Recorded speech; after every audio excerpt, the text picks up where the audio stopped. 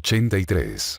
Trastornos hepáticos, ictericia e insuficiencia hepática. En este capítulo se revisan la presentación, valoración y tratamiento en los servicios de urgencias de la hepatopatía aguda y crónica, incluida la hepatitis aguda, enfermedad hepática crónica, cirrótica, e insuficiencia hepática fulminante. Las entidades específicas que se revisan en este capítulo incluyen coagulopatía relacionada con hepatopatía, ascitis, peritonitis bacteriana espontánea, síndrome hepatorrenal y encefalopatía hepática. En el capítulo 82, pancreatitis y colecistitis, se revisan la colecistitis y cólicos biliares. Y la hemorragia por varices se revisa en el capítulo 78, hemorragia de tubo digestivo alto. En Estados Unidos las principales causas de hepatitis aguda y crónica son el consumo de alcohol, las infecciones virales o ambas. La insuficiencia hepática puede ser consecuencia de hepatitis viral o hepatopatía alcohólica o puede ser causada por toxinas como paracetamol o envenenamiento por hongos. Fisiopatología. La hepatitis aguda es causada por una lesión infecciosa, tóxica o metabólica a los hepatocitos. Esta lesión inicial ocasiona muerte celular y posible cicatrización en el hígado. En la enfermedad crónica, el parénquima hepático se sustituye con tejido fibroso, lo que separa a los hepatocitos funcionales en nódulos aislados, figura 83, 1. La alteración de la estructura normal del parénquima puede volverse grave y ocasionar las características centrales de la insuficiencia hepática. Al nivel celular, pérdida de las funciones metabólicas y sintéticas y a nivel macroscópico, el desarrollo progresivo de hipertensión portal y cortocircuito portosistémico. Las funciones de síntesis del hígado incluyen la producción de factores de coagulación y anticoagulación. Dicho órgano participa en la producción de factores de coagulación dependientes de vitamina K como 2, 7, 9 y 10, proteínas C y S, así como otros elementos del proceso de coagulación y de trombólisis. La producción inadecuada de estos factores de coagulación causa coagulopatía en pacientes con cirrosis o con insuficiencia hepática. La hemorragia descontrolada es una de las características de la insuficiencia hepática que pone en riesgo la vida y puede ser una complicación espectacular de la insuficiencia hepática. La hipertensión portal, hipoalbuminemia y fallas en el control de sodio y agua causan ascitis en el paciente cirrótico. El exceso de líquido en el peritoneo puede causar afectación respiratoria y peritonitis bacteriana espontánea. Esta última ocurre cuando la flora normal se transloca a través de la pared intestinal en el peritoneo. La translocación de la flora intestinal se facilita por el edema de la pared intestinal y por la mala producción de proteínas con actividad inmunitaria en el hígado. Sobreviene bacteriemia e infección del líquido de ascitis preexistente. La hipertensión portal consiste en el incremento de la presión hidrostática en la vena porta y en sus vasos tributarios, que es consecuencia de la resistencia al flujo sanguíneo a través del hígado cirrótico. Al final causa varices esofágicas y gástricas y cortocircuito portosistémico. Las varices ponen al paciente en riesgo de hemorragia gastrointestinal catastrófica, véase el capítulo 78, hemorragia de tubo digestivo alto. El cortocircuito portosistémico contribuye a la encefalopatía porque priva a los hepatocitos de sustrato para el metabolismo del amoníaco. La encefalopatía es un trastorno mal comprendido pero fundamental de la hepatopatía crónica e insuficiencia hepática. A menudo se cree que el amoníaco es la causa de la confusión y letargo, pero de hecho la causa no está bien comprendida. En la cirrosis, la hipertensión portal y el aislamiento del tejido hepático funcional residual permiten que se forme amoníaco por las bacterias del colon y que alcance la circulación general. Las grandes cargas de proteína al intestino, por ejemplo, con regímenes alimentarios ricos en proteína animal o la hemorragia de tubo digestivo aceleran el proceso. Aunque las concentraciones de amoníaco no se correlacionan de manera fiable con el estado mental, es razonable pensar que dicha sustancia es un factor que contribuye a la alteración del estado mental.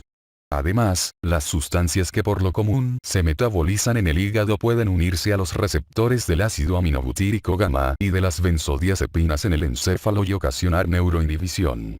En la insuficiencia hepática fulminante, pueden desarrollarse edema cerebral e hipertensión intracraneal.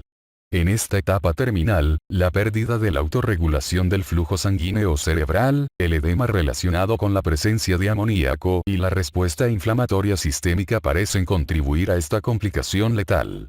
En la hepatopatía aguda, crónica y fulminante puede haber ictericia, figura 83, 2. Esta última es causada por aumento de las concentraciones de bilirrubina en la circulación general, ocasionando depósito de pigmentos biliares en la piel, escleróticas y mucosas. La hiperbilirrubinemia puede ocurrir por una de tres razones: producción excesiva, procesamiento celular inadecuado o disminución de la excreción de bilirrubina. Otra manera de clasificarla es como ictericia prehepática, hepática y poshepática. La ictericia prehepática es causada por cualquier forma de hemólisis e incluye metabolopatías congénitas del metabolismo de bilirrubinas que supera la capacidad del hígado para conjugar la bilirrubina. La causa más común de ictericia hepática son las infecciones virales, ingestión de toxinas y alcohol. Conforme los hepatocitos presentan necrosis, se ve afectada la capacidad del hígado para conjugar bilirrubinas y se incrementa la concentración de bilirrubina no conjugada en sangre. La ictericia poshepática es causada por obstrucción a la excreción de bilirrubina conjugada. Las causas típicas son tumores pancreáticos o cálculos en el conducto biliar común. Las infecciones parasitarias y la atresia biliar son poco comunes en Estados Unidos, pero son más comunes en otras partes del mundo. Si se observa ictericia debe realizarse una valoración por una posible enfermedad hepática, o hemólisis, si hay datos clínicos que la sugieran. Manifestaciones clínicas. En el cuadro 83, 1, se muestran las características clínicas de la hepatitis. Al momento de la presentación en los servicios de urgencias, el síntoma principal de ictericia, náusea, vómito, diarrea, dolor en el cuadrante superior derecho del abdomen con el epigastrio, prurito, aparición de quimosis o hemorragias inapropiadas o alteración del estado mental hace surgir la sospecha de posible enfermedad hepática. Es poco fiable la valoración clínica para establecer la presencia o ausencia de ictericia. Con independencia del nivel de capacitación o área de experiencia, la sensibilidad y especificidad del médico para valorar una ictericia es cercana a 70%. Mientras se realiza la anamnesis, en la sección de padecimiento actual se pone atención al inicio de los síntomas después de consumir alimentos o después de la ingestión de paracetamol, hongos o de ostras crudas. Se toma nota de la duración de los síntomas para identificar si el padecimiento es agudo. En la sección de antecedentes personales patológicos pueden identificarse enfermedades asociadas o factores de riesgo para hepatopatía. Los factores de riesgo incluyen hepatitis crónica, transfusión de hemoderivados, estado positivo para infección por virus de la inmunodeficiencia humana, VI, uso frecuente de analgésicos o depresión.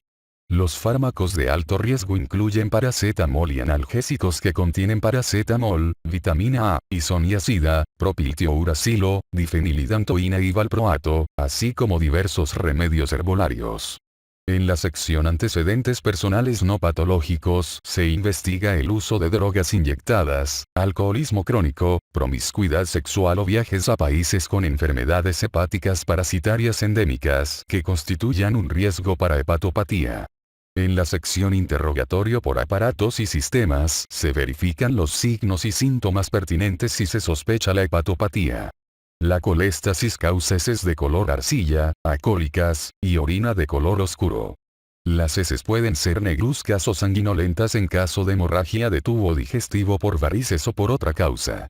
Los pacientes pueden notar un color amarillento de la piel o las escleróticas, que sugiere incremento de las bilirrubinas. La ascitis puede causar aumento del diámetro abdominal y disnea y la hipertensión por tal ocasiona debilidad generalizada, somnolencia por encefalopatía y edema de las extremidades inferiores. El mareo o el casi síncope puede sugerir reducción del volumen intravascular y anomalías en la excreción renal de sodio y agua. En la exploración física varios datos son característicos de la hepatopatía. El aumento de tamaño del hígado y el dolor a la palpación de la glándula con o sin ictericia son característicos de la hepatitis aguda. La hepatitis crónica se acompaña de varias manifestaciones clínicas incluyendo aspecto cetrino o diftérico, atrofia de los músculos de las extremidades, contractura de Dupuytren, eritema palmar, telangiectasias, figura 83.3, distensión abdominal con un signo de la onda y aumento del tamaño de las venas de la superficie del abdomen, cabeza de medusa, y asterixis. En casos de insuficiencia hepática pueden observarse equimosis fáciles u otros datos de diátesis hemorrágica. Diagnósticos de entidades específicas. Las enfermedades hepáticas pueden clasificarse como agudas, crónicas o fulminantes. Lo agudo y lo grave de la enfermedad ayudan a determinar la causa más probable y guían la valoración, tratamiento y destino apropiados. La hepatitis aguda por lo común se manifiesta con náusea, vómito y dolor en el cuadrante superior derecho del abdomen. Los pacientes con hepatitis aguda pueden presentar fiebre, ictericia, bilirrubinemia y hepatomegalia dolorosa. Las causas más comunes son infecciones virales o ingestión de tóxicos.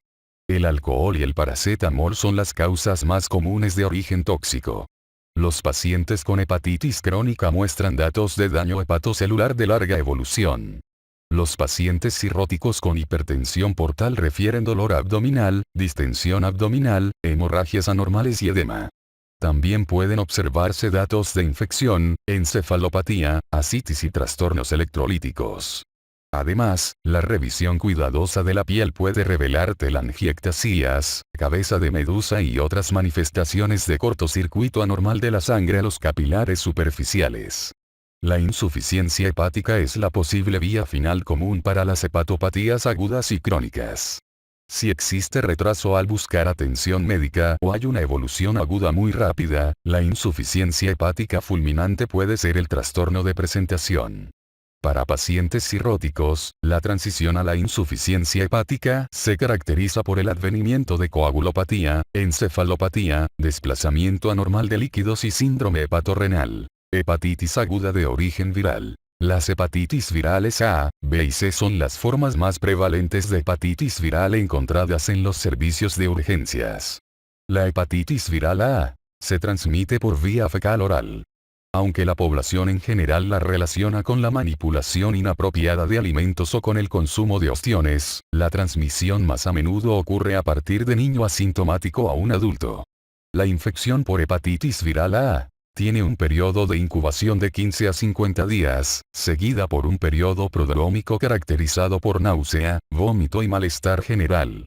Si inicia la enfermedad, el paciente puede notar orina de color oscuro, bilirrubinuria, coluria. Pocos días más tarde se observan heces de color arcilla e ictericia. La hepatitis viral A no tiene un componente crónico y es poco común la muerte por insuficiencia hepática. La infección por el virus de la hepatitis B se transmite por vía sexual, por hemoderivados y por agujas contaminadas.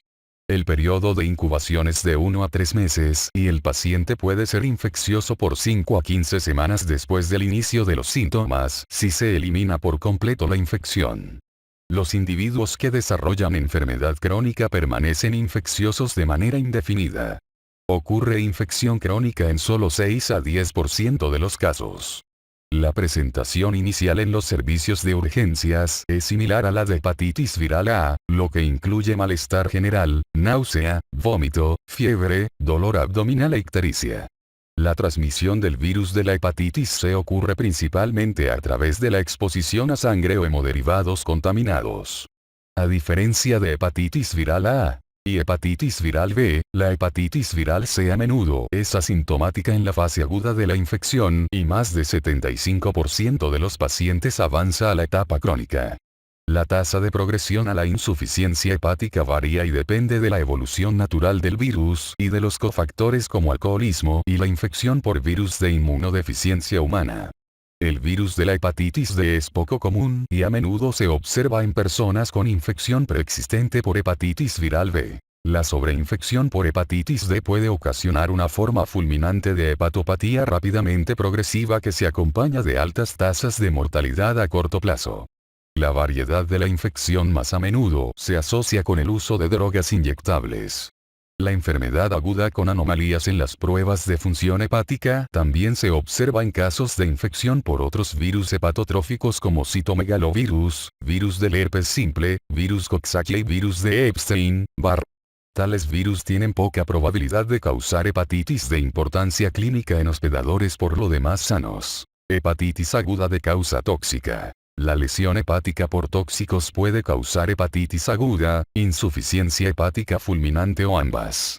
La más común de estas es la sobredosis de paracetamol.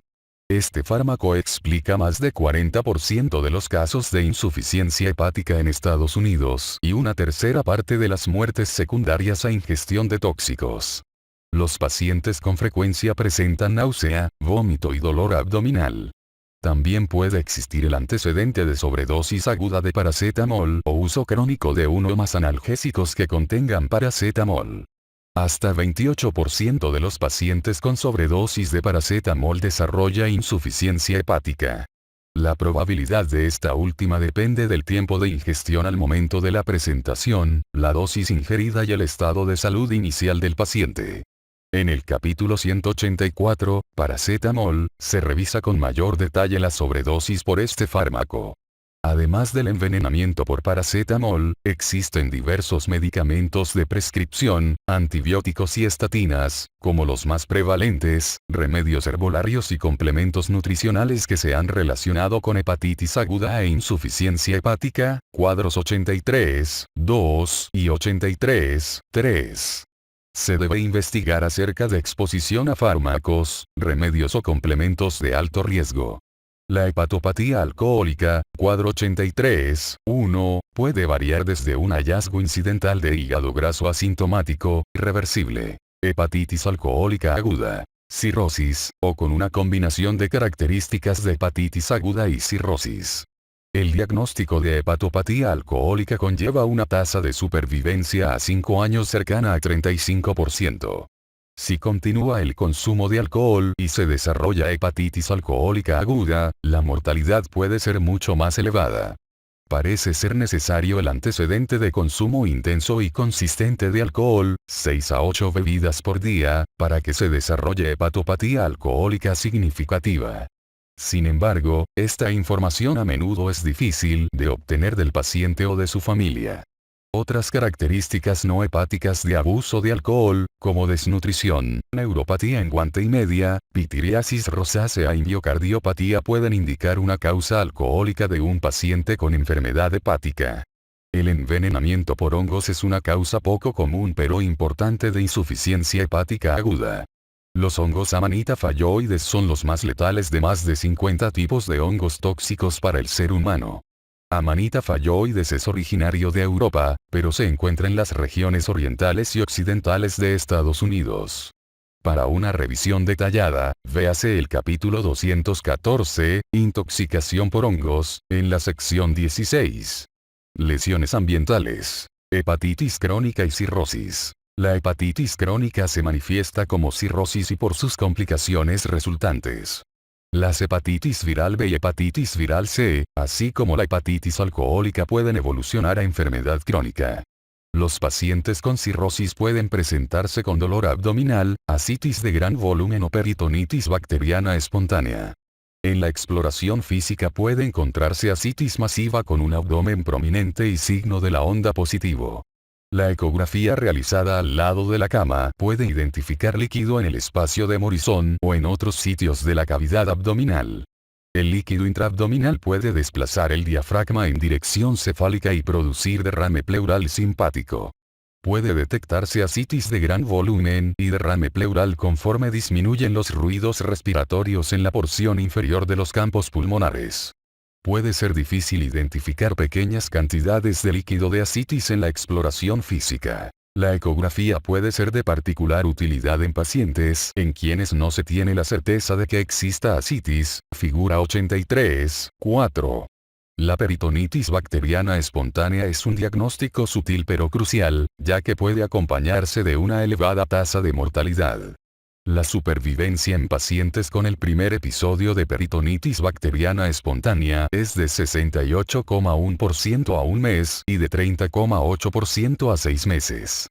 Esto probablemente es consecuencia de la infección aguda que ocurre en casos de hepatopatía avanzada. Aunque es común en individuos cirróticos, casi 30% de los pacientes con ascitis desarrollará peritonitis bacteriana espontánea en un año dado. La peritonitis bacteriana espontánea es difícil de diagnosticar porque no siempre hay datos de dolor abdominal y fiebre y la exploración física no siempre demuestra dolor a la palpación del abdomen. En consecuencia, los pacientes diagnosticados con ascitis por primera vez o que tienen ascitis y desarrollan fiebre, dolor abdominal, hemorragia de tubo digestivo o encefalopatía deben ser sometidos a paracentesis para verificar una posible peritonitis bacteriana espontánea. La hemorragia gastrointestinal por varices pone al paciente en alto riesgo de peritonitis bacteriana espontánea por el compromiso del mecanismo de barrera entre el tubo digestivo y el torrente sanguíneo. El síndrome hepatorrenal es una complicación adicional de la cirrosis que a menudo puede preverse por la presencia de peritonitis bacteriana espontánea. Consiste en el desarrollo de insuficiencia renal aguda en un paciente con antecedente de riñones sanos en presencia de insuficiencia hepática aguda o crónica preexistente. Se desconoce la causa. Hay dos tipos de síndrome hepatorrenal. El tipo 1 es el más grave y se identifica por oliguria progresiva e incremento al doble en las concentraciones séricas de creatinina en un periodo de 2 semanas. El tipo 2 consiste en un deterioro gradual de la función renal y puede o no avanzar más allá de la enfermedad moderada. El descubrimiento de una insuficiencia renal súbita en un paciente cirrótico que no puede atribuirse a otra causa debe percibirse como un indicio de morbilidad extrema. La mediana de supervivencia para el síndrome hepatorrenal de tipo 1 sin tratamiento es menor a un mes. La encefalopatía hepática es un síndrome mal comprendido que se atribuye a la acumulación de productos de desecho nitrogenado que normalmente son metabolizados en el hígado. Estos productos pueden ser similares desde el punto de vista químico a los neuropéptidos normales, lo que causa alteración en el nivel de conciencia y datos motores anormales característicos a la exploración física. La encefalopatía hepática tiene un espectro de enfermedad que va desde la enfermedad con fatiga crónica hasta el letargo agudo.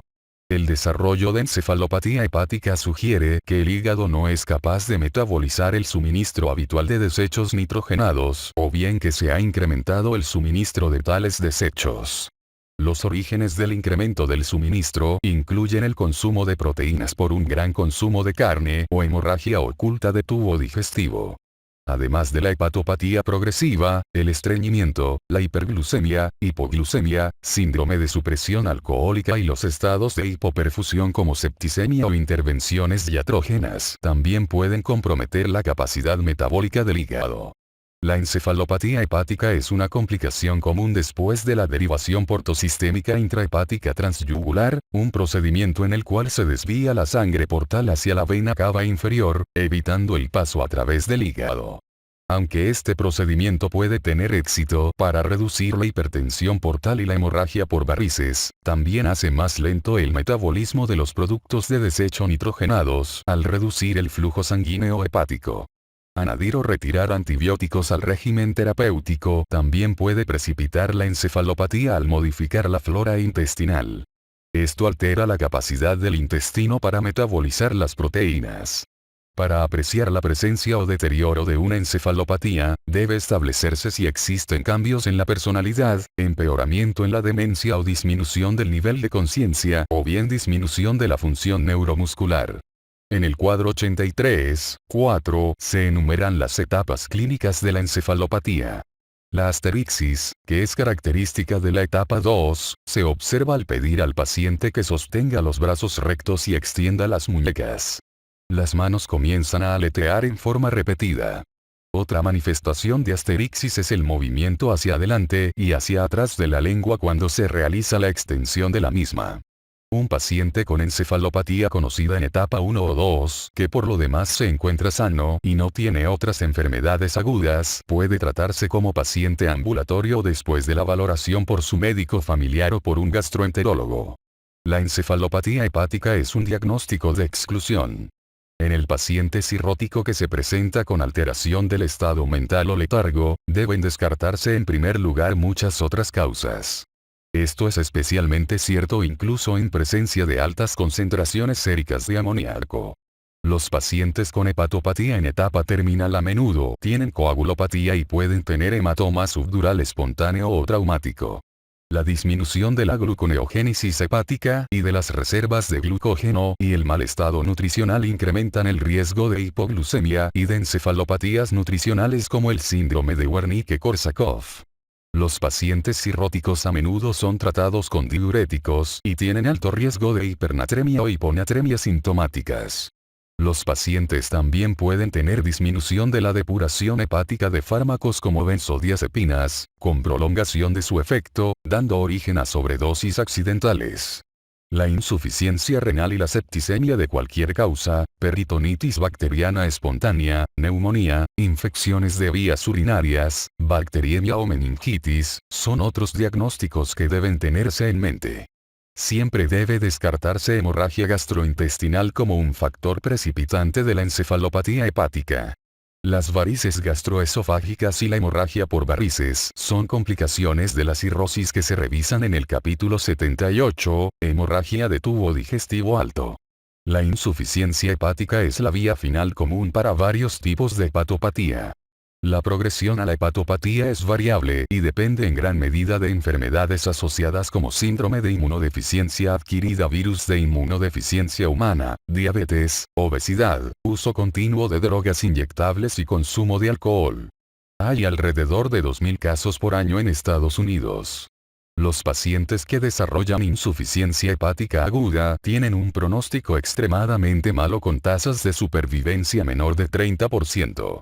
Las entidades que pueden presentarse como insuficiencia hepática aguda al inicio incluyen las intoxicaciones hepáticas, por ejemplo por paracetamol y por amanita. Otra toxina notable pero poco común es el cohosh negro. Hay reportes de caso de insuficiencia hepática por cohosh negro que requirieron trasplante hepático, incluso cuando se tomaron en las dosis recomendadas. Este es un remedio herbolario utilizado a menudo para el tratamiento de los síntomas menopáusicos. Las características clínicas de insuficiencia hepática aguda son encefalopatía hepática y coagulopatía. Pueden observarse desequilibrios electrolíticos extremos en la hepatopatía crónica. El edema cerebral y la hipertensión intracraneana son las complicaciones más graves. La naturaleza catabólica de insuficiencia hepática produce equilibrio nitrogenado negativo e inmunodeficiencia. Otras manifestaciones clínicas en caso de insuficiencia hepática aguda incluyen hipotensión, hipoglucemia e insuficiencia suprarrenal relativa. La valoración en los servicios de urgencias debe incluir la búsqueda de una posible septicemia. Otros procesos patológicos. No todas las enfermedades del hígado corresponden con precisión a las categorías de hepatitis viral o tóxica. El síndrome de Gilbert es una hepatopatía familiar que produce elevaciones ocasionales en las pruebas de función hepática y en las bilirrubinas. Este síndrome no causa cirrosis ni afecta las funciones de síntesis o metabólicas del hígado. La enfermedad de Wilson, la hemocromatosis y la deficiencia de antitripsina alfa-1 son trastornos familiares que pueden ocasionar enfermedad crónica grave e insuficiencia hepática. La hepatitis autoinmunitaria es una enfermedad progresiva, crónica, que probablemente es desencadenada por hepatitis viral o por fármacos. Por lo general tiene una evolución con remisiones y exacerbaciones, que incluyen fases aguda y crónica, así como una posible enfermedad fulminante. Las enfermedades vasculares del hígado son poco comunes, pero son importantes porque el diagnóstico y tratamiento oportunos pueden mejorar los resultados. La trombosis de la vena porta se manifiesta con síntomas subagudos de hipertensión portal y se relaciona con traumatismo abdominal, septicemia, pancreatitis y estados de hipercoagulabilidad. Puede ocurrir esplenomegalia sin hepatomegalia en la exploración física. La trombosis de la vena hepática, o síndrome de Budd-Chiari, tiene presentaciones aguda y crónica, lo que incluye dolor abdominal, hepatomegalia y ascitis. Las enfermedades relacionadas son similares a las de la trombosis de la vena porta, pero incluyen policitemia vera, hemoglobinuria paroxística nocturna y membranas congénitas en la vena cava. Exámenes de laboratorio. Las pruebas de laboratorio para enfermedad hepatobiliar pueden dividirse en 4 categorías. 1. Marcadores de lesión aguda de los hepatocitos o necrosis de los mismos. 2. Medición de las pruebas de función de síntesis del hepatocito. 3. Indicadores de la actividad catabólica del hepatocito, y 4. Pruebas para diagnosticar enfermedades específicas. Las pruebas de función hepática tradicionales incluyen una mezcla de marcadores de lesión del hepatocito, por lo general aspartato aminotransferasa, alanina aminotransferasa y fosfatasa alcalina e indicadores de la actividad catabólica del hepatocito, bilirrubinas directa e indirecta.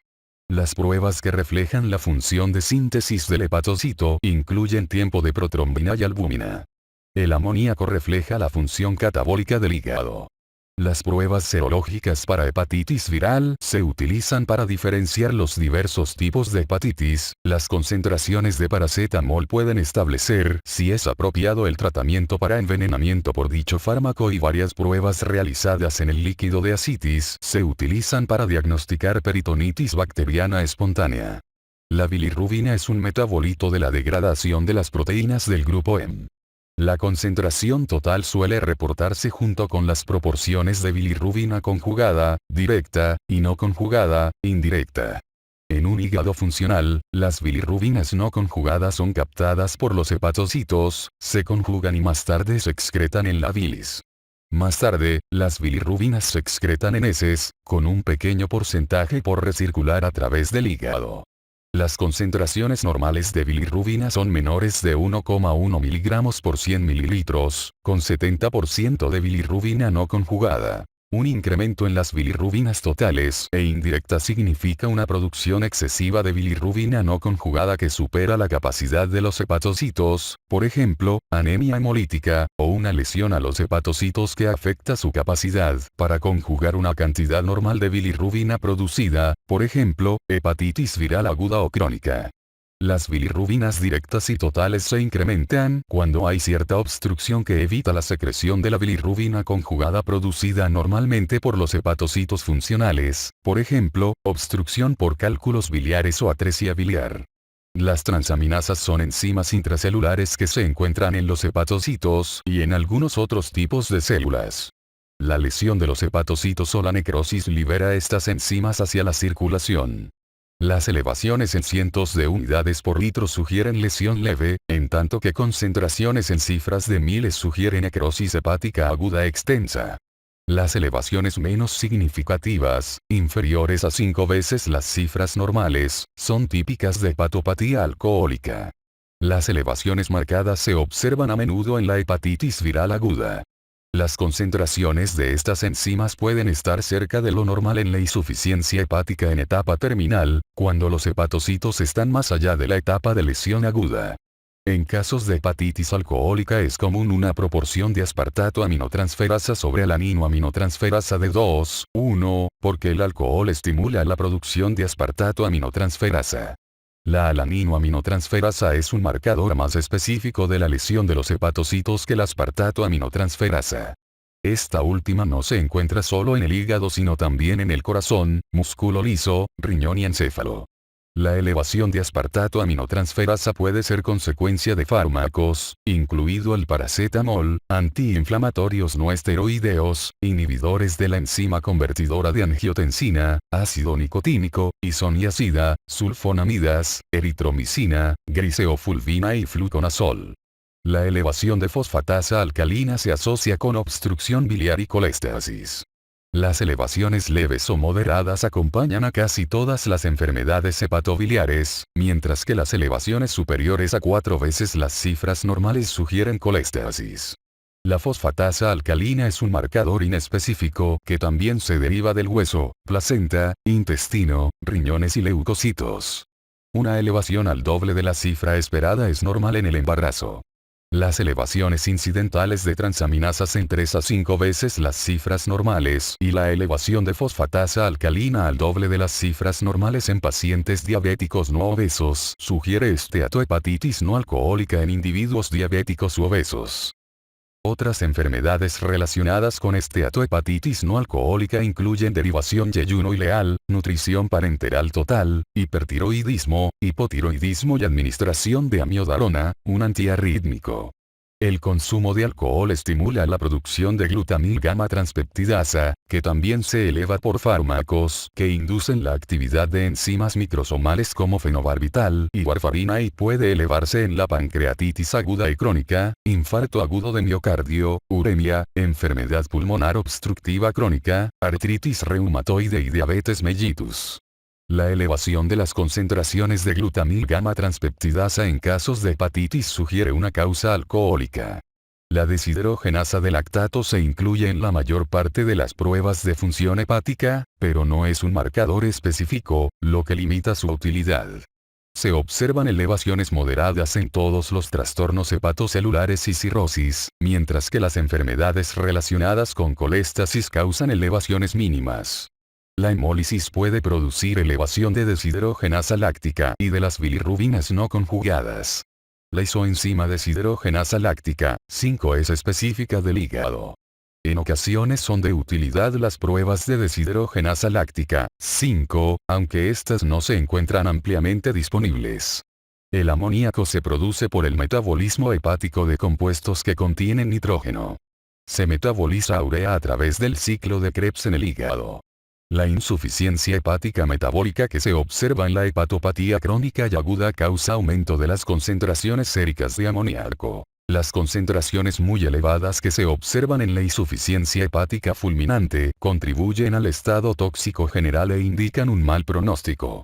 Las concentraciones elevadas de amoníaco sérico no se correlacionan con fiabilidad con deterioro agudo de la función hepática en el paciente cirrótico y sirven como un marcador generalizado de la disminución de la función hepática más que como una herramienta diagnóstica útil o como un punto de referencia para el tratamiento.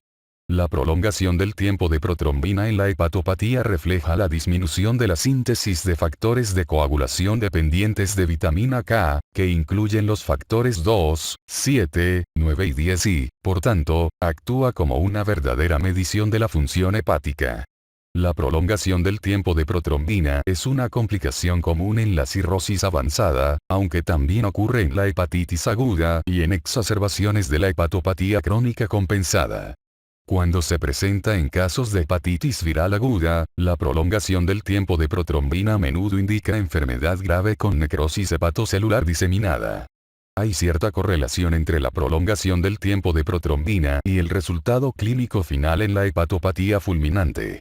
El tiempo de protrombina es un marcador útil de la función hepática, pero pueden observarse cifras anormales en casos de un hígado sano. Las anomalías en el tiempo de protrombina también son consecuencia de mala absorción de grasas por el intestino porque la vitamina K es liposoluble.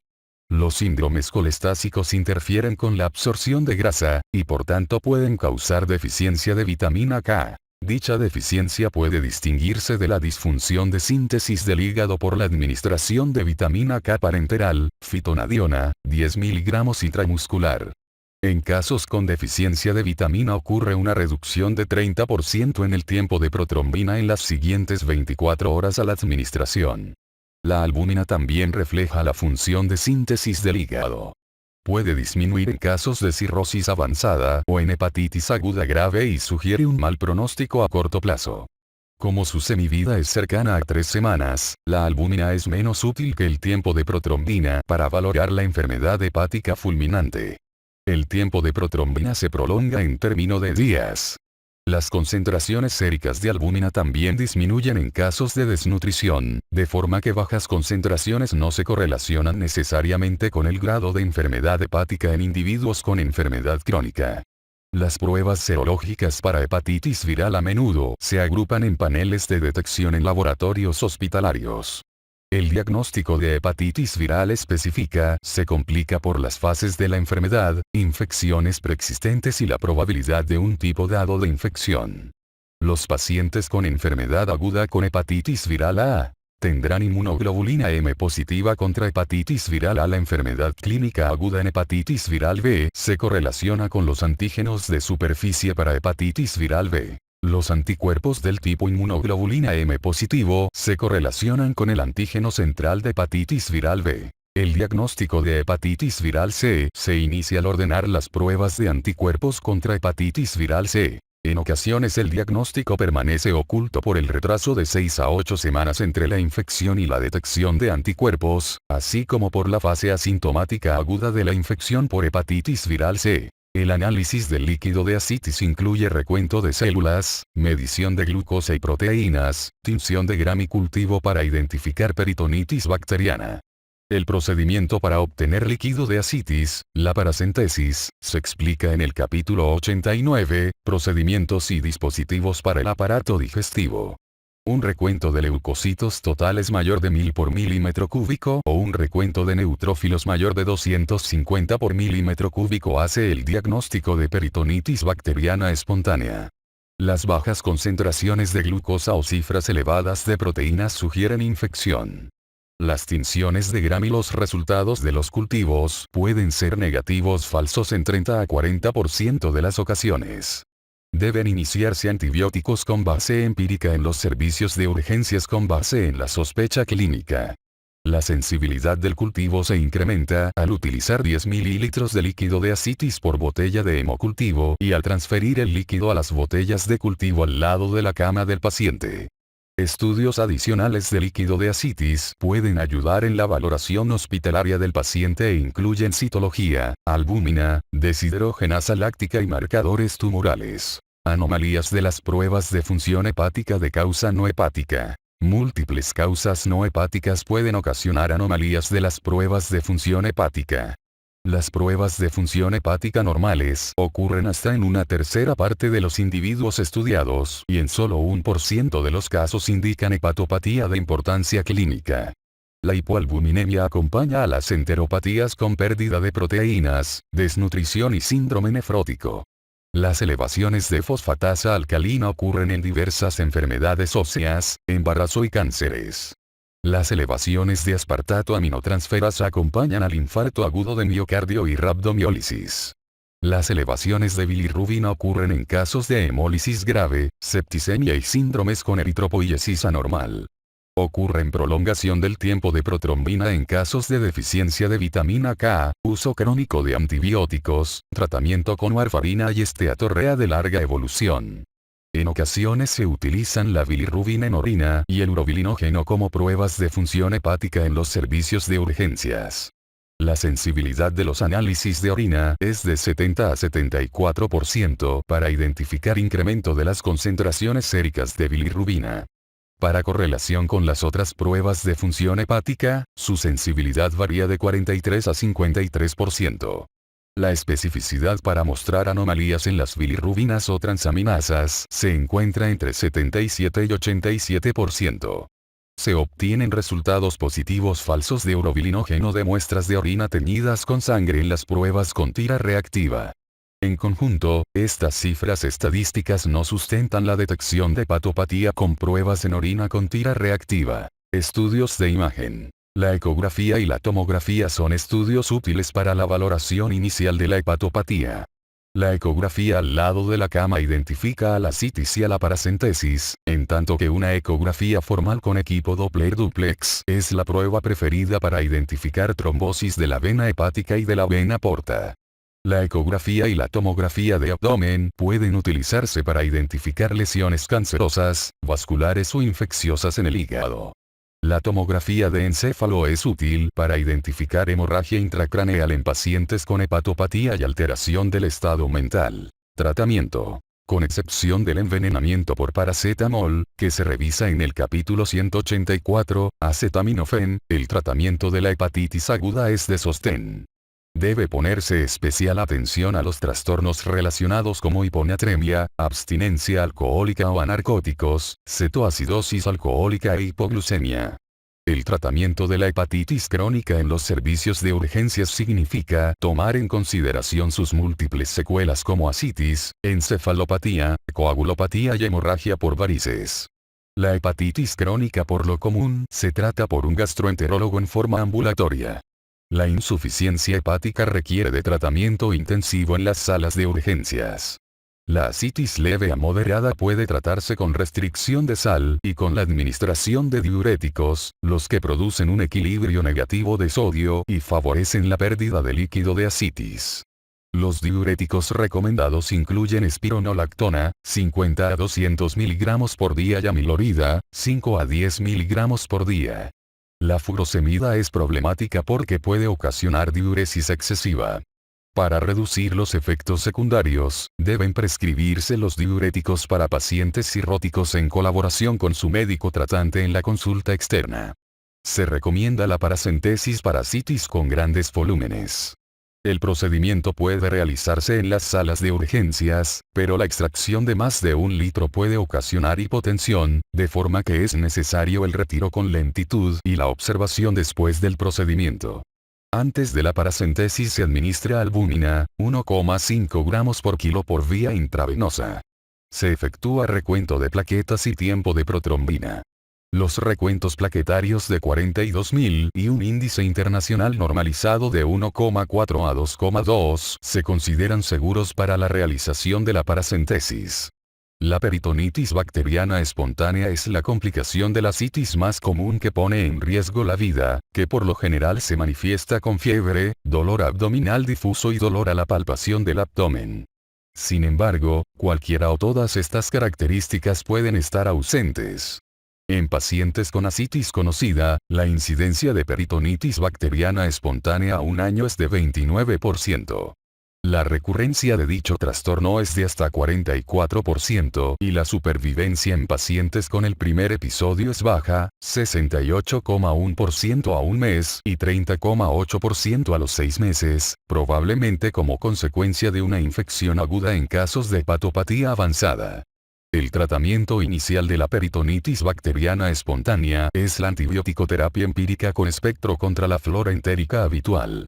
Los microorganismos habituales en la peritonitis bacteriana espontánea incluyen enterobacterias, 63%, Streptococcus pneumoniae, 15%, enterococos, 6 a 10%, y anaerobios, menos de 1%.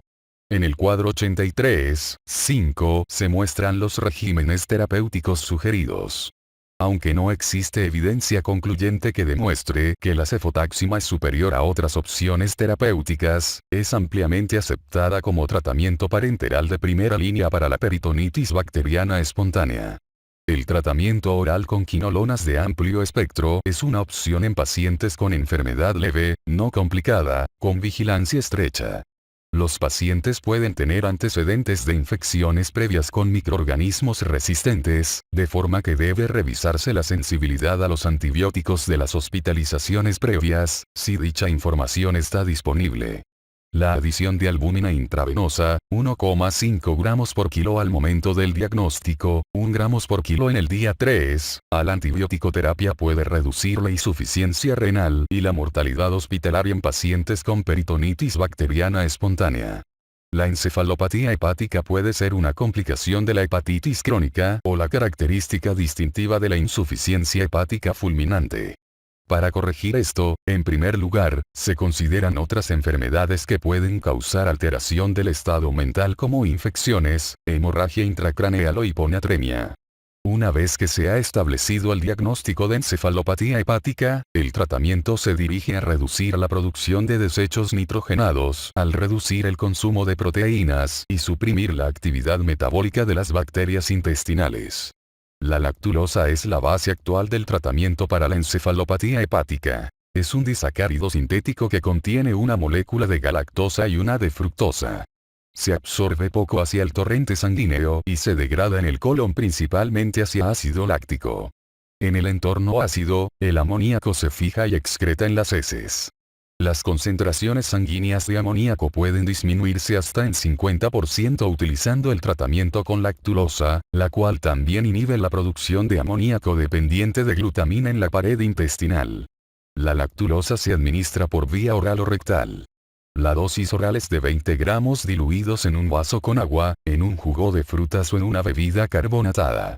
Para la administración rectal, se diluyen 300 ml de jarabe en 700 ml de agua o solución salina isotónica.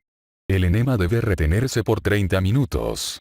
El flumazenil, un antagonista de los receptores de benzodiazepinas, puede disminuir la encefalopatía hepática en el corto plazo para algunos pacientes, pero no existe un beneficio demostrado en la recuperación o en la mortalidad.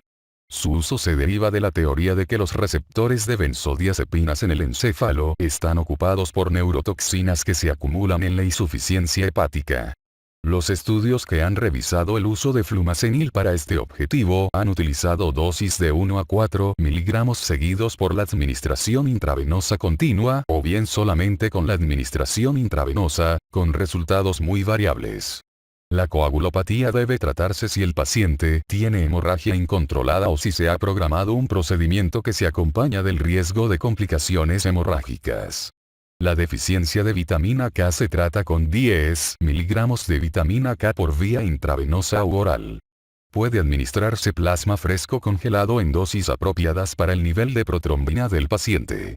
Por último, la disminución del recuento de plaquetas o el funcionamiento inapropiado de las mismas debe corregirse con la administración de concentrados plaquetarios de donador.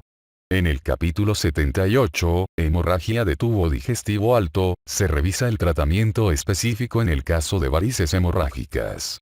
El tratamiento de la insuficiencia hepática fulminante en los servicios de urgencias implica la atención del estado respiratorio del paciente, presión arterial y encefalopatía, identificación de edema cerebral o hemorragia intracraneal, atención a hemorragias activas y programar el destino del paciente de manera cuidadosa, asegurando que éste se valore para trasplante hepático en forma oportuna.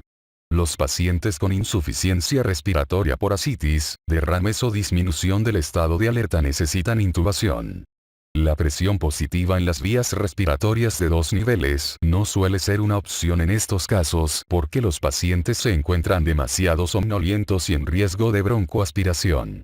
La presión arterial en esta etapa de la hepatopatía por lo común es baja como consecuencia de la desnutrición, hemorragia, vómito, diarrea y formación de tercer espacio con desplazamiento de líquidos. El tratamiento juicioso con administración de líquidos, hemoderivados y vasopresores se lleva a cabo según sea necesario. La alteración del estado mental en esta etapa puede ser consecuencia de encefalopatía, hemorragia intracraneal o edema cerebral con incremento de la presión intracraneal. En el caso de hemorragia intracraneal se corrige la coagulopatía. Se solicita la valoración por un neurocirujano o se envía a una institución con servicios de neurocirugía si el paciente podría beneficiarse de la evacuación de un hematoma o de la vigilancia de la presión intracraneal. El manitol es apropiado como medida transitoria en casos de incremento de la presión intracraneal causada por edema cerebral, cuadro 83-6. El tratamiento del envenenamiento por hongos es de sostén. Se administra carbón activado en casos de sospecha. El inicio de varios fármacos como antibióticos, dexametasona y N-acetilcisteína no alteran la evolución de la enfermedad, con pronósticos que varían desde la recuperación completa a la muerte o trasplante hepático pese a un tratamiento de sostén apropiado. En el caso de insuficiencia hepática inminente, es fundamental la transferencia a un centro hospitalario con capacidad para realización de trasplantes. Destino y vigilancia del paciente. El destino de un paciente con hepatitis crónica o aguda es complejo y requiere de la planificación cuidadosa con el paciente y con los cuidadores disponibles. Comentar el caso con el médico de atención primaria y el gastroenterólogo puede clarificar un cuadro clínico vago. Los pacientes con hepatitis aguda requieren tratamiento de sostén con analgesia, antieméticos y reanimación con líquidos.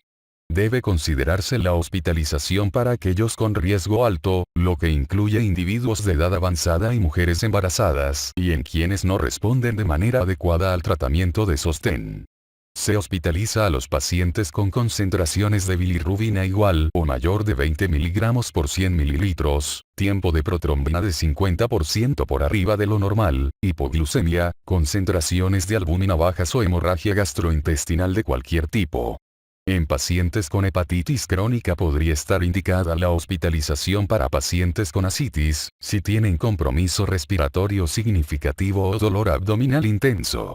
Además, cualquier sujeto con fiebre, acidosis o leucocitosis debe hospitalizarse para valoración y tratamiento de peritonitis bacteriana espontánea.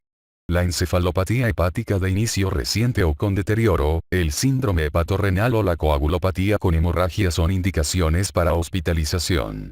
Los pacientes con hiponatremia, hipervolemia o hipovolemia graves deben hospitalizarse.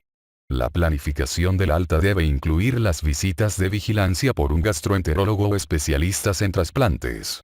Los pacientes y los miembros de la familia pueden ser enviados a servicios de Alcohólicos Anónimos o grupos de apoyo para trasplante o para otras necesidades especiales, según se juzgue necesario. Los fármacos al alta pueden incluir antibióticos, diuréticos, lactulosa, antieméticos y analgésicos. Guías de práctica clínica y recomendaciones de sociedades. Rumjomba. Practice Guidelines Committee, American Association for the Study of Liver Diseases, ASI. Management of Adult Patient Suite Asites Due to Cirrhosis. Hepatology 39, 841, 2004. Paulson J., Lee W.M. American Association for the Study of Liver Diseases. ASL Position Paper. The Management of Acute Liver Failure. Hepatology 41, 1179, 2005. American College of Obstetricians and Gynecologists, ACOG. Viral Hepatitis in Pregnancy. Washington, D.C., American College of Obstetricians and Gynecologists, October 15, 2007, ACOG Practice Bulletin, No. 86. Wolf S.J., Erd K., Sloan Ep., Hagoda As. American College of Emergency Physicians, ACEP, Clinical Policy. Critical Issues in the Management of Patients Presenting to the Emergency Department with Acetaminophen Overdose. Anemergmet 50, 292, 2007. Poblaciones especiales. Las mujeres embarazadas pueden presentarse con trastornos hepáticos o colestásicos diversos que no son específicos del embarazo.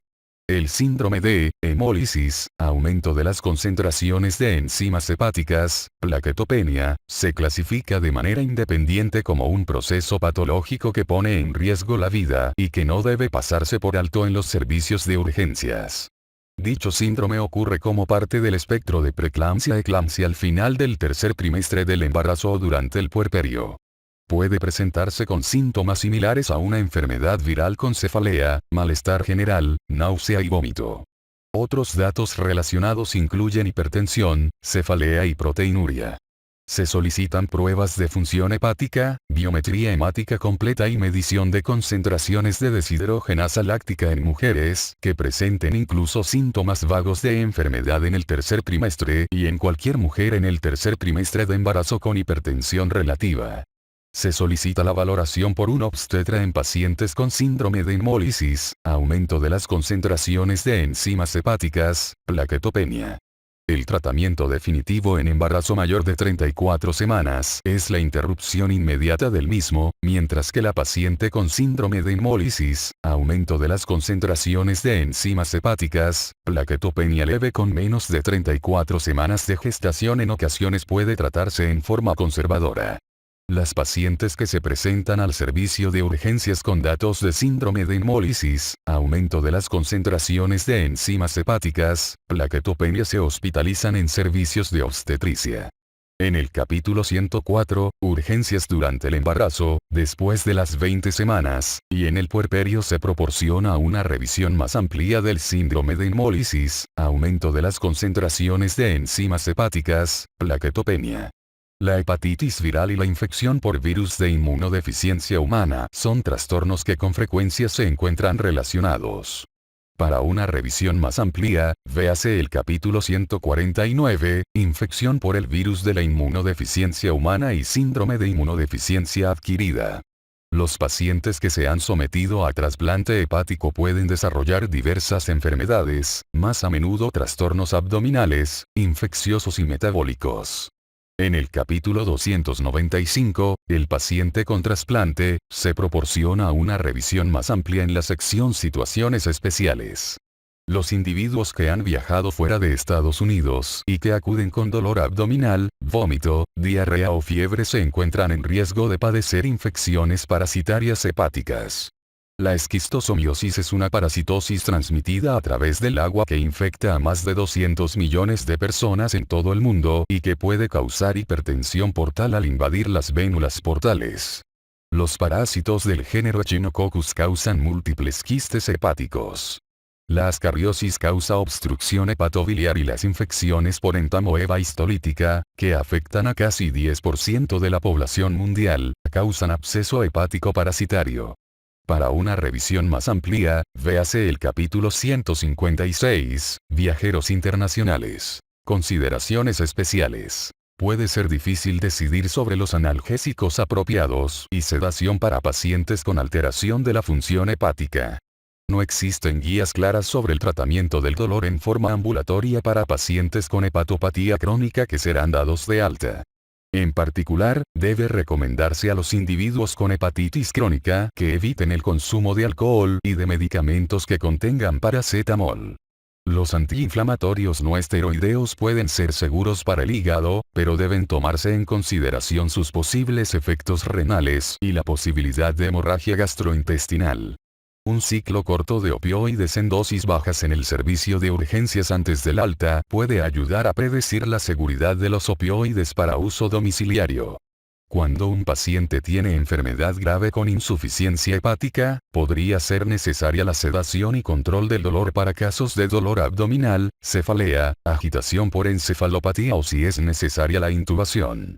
En tales circunstancias, es útil la administración en goteo continuo de un fármaco que no pertenezca al grupo de las benzodiazepinas y que tenga una semivida corta. Se recomienda el uso de propofol para sedación general, siempre que sea posible, y el fentanilo es una buena opción para alivio del dolor y para producir cierto grado de sedación. Considérese la seguridad del paciente cuando se decida el destino de un individuo con cirrosis avanzada. La debilidad, emaciación muscular y la encefalopatía leve son factores de riesgo serios para recaídas y la coagulopatía constituye un riesgo para la hemorragia cerebral. Un paciente debe encontrarse estable al ponerse de pie o recibir asistencia supervisada al momento de ser dado de alta a su domicilio.